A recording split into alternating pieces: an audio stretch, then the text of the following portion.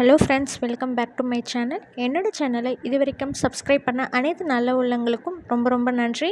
என்னோடய சேனலை இப்போ தான் நீங்கள் ஃபர்ஸ்ட் டைம் பார்க்குறவங்களா இருந்தால் என்னுடைய சேனலை சப்ஸ்கிரைப் பண்ணிவிட்டு பாருங்கள். கூடவே பக்கத்தில் இருக்க பெல் ஐக்கானை கிளிக் பண்ணுங்கள். அப்போ தான் நான் கண்டினியூஸாக போடுற வீடியோஸ் வந்து உங்களுக்கு நோட்டிஃபிகேஷனாக வரும். இன்றைக்கி என்ன வீடியோ பார்க்க போகிறோன்னா, வைகாசி விசாகம் 2024 மே 22 மே 23 சொல்லிட்டு நிறைய பேருக்கு கன்ஃபியூஸ்டாக இருக்குது. அதை பற்றி தான் நான் கிளியராக சொல்லியிருக்கேன்.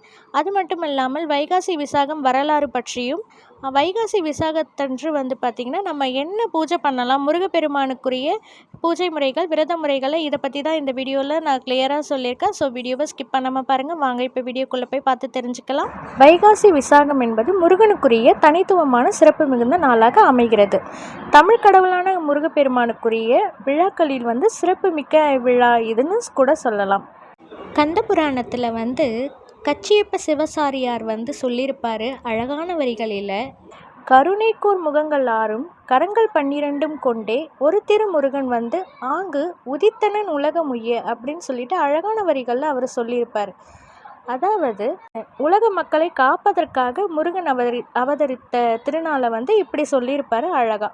கொதிக்கும் கோடை காலத்தின் முடிவாகவும் வசந்த காலத்தின் துவக்கமாகவும் கொண்டாடப்படுவதால் வைகாசி விசாக பெருவிழாவுக்கு வந்து வசந்த விழான்னு இன்னொரு பேரும் இருக்குது. முருகப்பெருமான் வந்து பார்த்திங்கன்னா வாழ்வில் நம்மை வாட்டும் துன்பங்களை போக்கி வசந்தத்தை தரும் கடவுள் என்பதால் வைகாசி விசாகம் முருகனுக்குரிய விழாவாக இருக்குது. இதை வந்து உண்மையை உணர்த்துவதற்காகவே வந்து பார்த்திங்கன்னா திருச்செந்தூரில் வந்து வைகாசி விசாக பெருவிழாவின் போது முருகப்பெருமான் வசந்த மண்டபத்தில் எழுந்தருளி பக்தர்களுக்கு வந்து காட்சி கொடுப்பாராம். திருச்செந்தூர் முருகனுக்கும் வைகாசி விசாகத்திற்கும் அப்படி என்ன தொடர்பு இருக்குன்னு பார்க்கலாம். வைகாசி விசாகம் வந்து முருகப்பெருமானுக்குரிய நாளாக உலகம் முழுவதும் உள்ள பக்தர்களால் வெகு சிறப்பாக கொண்டாடப்படும். முருகப்பெருமான் வந்து அவதரித்த தினம்தான் வைகாசி விசாகம் என்பது எல்லாருக்கும் தெரிஞ்ச ஒன்று. வைகாசி மாத பௌர்ணமியும் விஷாக நட்சத்திரமும் இணையும் நாளிலேயே தான் வந்து பார்த்திங்கன்னா முருகப்பெருமான் சிவபெருமானின் நெற்றிக்கண்ணிலிருந்து அவதரித்ததாக புராணங்களில் சொல்லப்பட்டிருக்கு. முருகப்பெருமானின் அவதார நோக்கமே வந்து என்னன்னு பார்த்திங்கன்னா தீமைகளை அழித்து நன்மைகளை காக்க வேண்டும் என்பது தான். உலகம் முழுவதும் பல இடங்களில் வந்து முருகப்பெருமானுக்கு கோவில் இருந்தாலும் திருச்செந்தூர் தலம் வந்து வைகாசி விசாகத்திற்கு வந்து உரிய தலமாக சொல்லப்படும். இதுக்குன்னு ஒரு புராண கதை கூட இருக்குது. வைகாசி விசாக எப்படி வந்ததுன்ற வரலாறு அதை பற்றி பார்க்கலாம். புராண கதைகளின்படி பராசர முனிவர் என்ற முனிவர் ஒருவர் வந்து வாழ்ந்து வந்துட்டுருக்காரு. அவருக்கு 6 பிள்ளைகளாம். மிகவும் குறும்புக்காரர்களாக இருப்பாங்களாம்.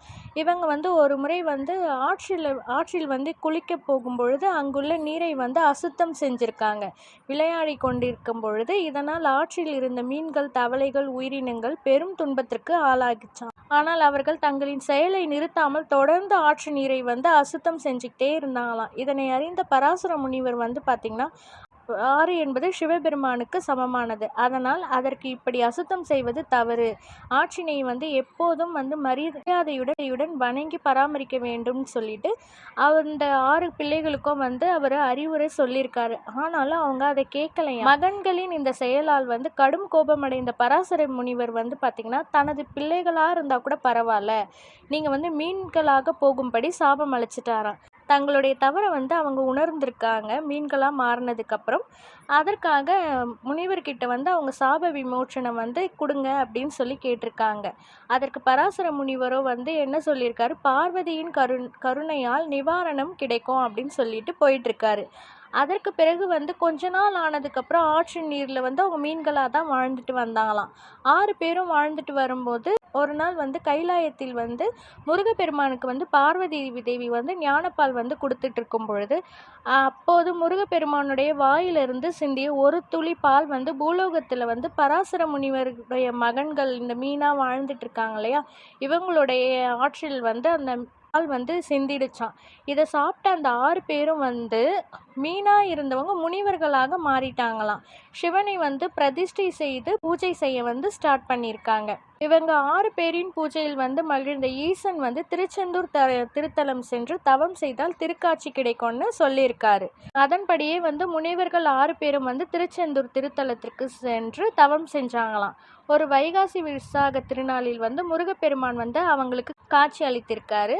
அந்த சம்பவத்தை நினைவு கூறும் விதமாக தான் இப்போதும் வந்து திருச்செந்தூரில் வந்து 10 நாட்கள் வந்து நடைபெறும் வைகாசி விசாக பெருவிழாவின் போது வந்து பார்த்திங்கன்னா வசந்த மண்டபத்தில் வந்து ஒரு தொட்டியில் வந்து 6 மீனோடைய பொம்மைகளை வந்து போட்டு வைப்பாங்களாம். முருகப்பெருமான் வந்து அந்த மீன்களுக்கு வந்து சாப விமோச்சனம் கொடுத்ததாக அந்த நிகழ்வு வந்து இன்னமும் நடந்துக்கிட்டு தான் இருக்கான் திருச்செந்தூரில்.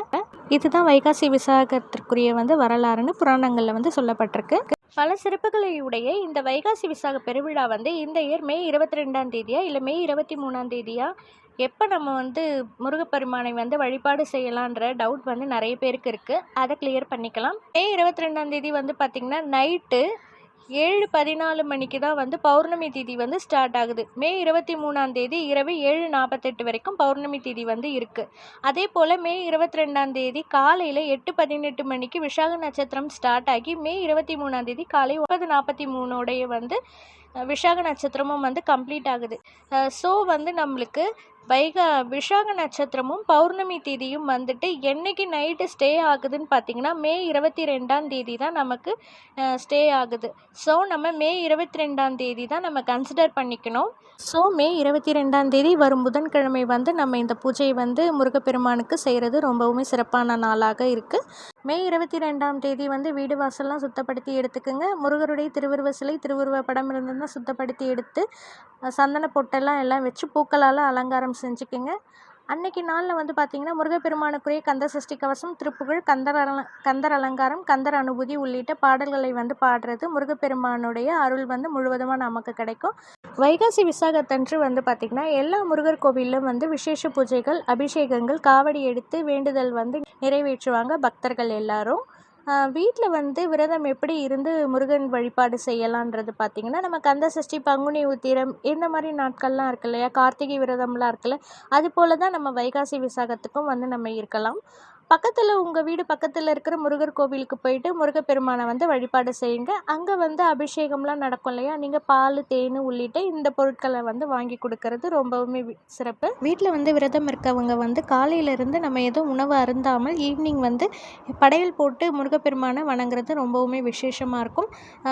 அவங்களுடைய ஹெல்த் கண்டிஷன்ஸ் பொறுத்து உடம்பு முடியாதவங்க வந்து பால், பழம் வந்து சாப்பிட்டு விரதத்தை வந்து கம்ப்ளீட் பண்ணலாம்.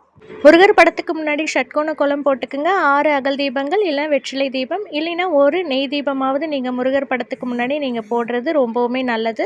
முருகப்பெருமானுக்கு வந்து நெய்வேத்தியமாக வந்து அவருக்கு விருப்பமாக இருக்கும் கந்தரப்பம் வந்து நீங்கள் செஞ்சு வைக்கலாம். அப்படி அது செய்ய தெரியாதவங்க வந்து பார்த்திங்கன்னா நெய்வேத்தியமாக வைக்க வேண்டிய பொருள் வந்து திணை மாவு, அப்படி இல்லைன்னா பால் இல்லை தேனை கொஞ்சம் மிக்ஸ் பண்ணி நீங்கள் அவருடைய படத்துக்கு முன்னாடி வச்சு வழிபாடு செய்யுங்க.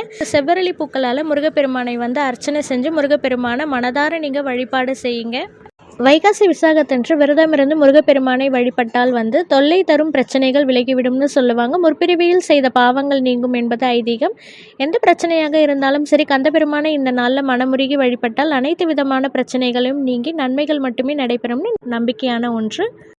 ஸோ நம்ம எல்லாரும் மே 22 புதன்கிழமை வைகாசி தினத்தன்று முருகப்பெருமானை வந்து வழிபாடு செஞ்சு முருகருடைய அருள் வந்து பரிபூரணமாக நமக்கு கிடைக்கணும்னு பிரார்த்தனை பண்ணிக்கலாம். இந்த வீடியோவை நான் இதோட கம்ப்ளீட் பண்ணிக்கிறேன். இந்த வீடியோ உங்களுக்கு பிடிச்சிருக்கும்னு நான் நினைக்கிறேன். இந்த வீடியோ பிடிச்சிருந்ததுன்னா லைக் பண்ணுங்கள், ஷேர் பண்ணுங்கள், மறக்காமல் கமெண்ட் பண்ணுங்கள். நெக்ஸ்ட் வீடியோவில் மீட் பண்ணுவோம்.